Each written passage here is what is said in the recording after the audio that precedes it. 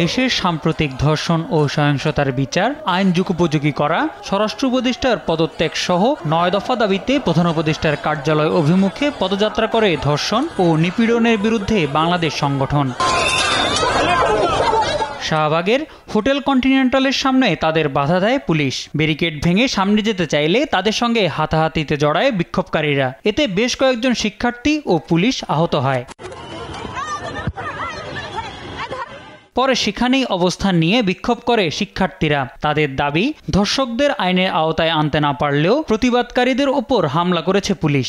Police যারা নিপীড়কদের ধরতে পারে না, ছিনতাইকারী ধরতে পারে না, মব বাঁচাইতে পারে না, ওই পুলিশ এসে আমাদের মারছে। এই পুলিশ ধর্ষকদের শাস্তি দিতে পারে না, এই পুলিশ নিপীড়কদের শাস্তি দিতে পারে না, এই পুলিশ সাম্প্রদায়িকতার বিরুদ্ধে দাঁড়াইতে পারে না।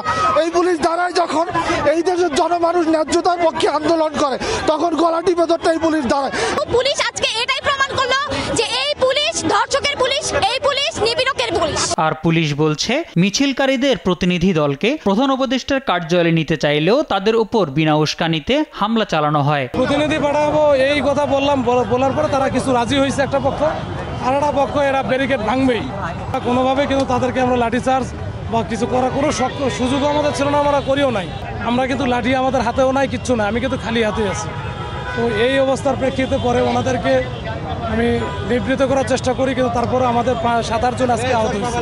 এদিকে ধর্ষণ নিপীড়নের প্রতিবাদে শাহবাগে ছোট ছোট মিছিল নিয়ে জড়ো হয় রাজধানীর 30টি কলেজের শিক্ষার্থীরা। এই সময় পরিস্থিতি নিয়ন্ত্রণে ব্যবস্থা নিতে না পারলে স্বরাষ্ট্র উপদেষ্টাকে পদত্যাগের আহ্বান জানান তারা।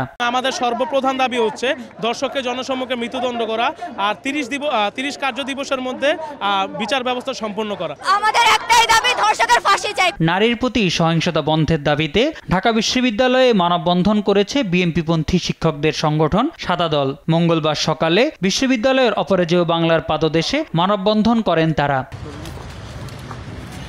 মোহাম্মদ সাকিব, দেশ টিভি, ঢাকা।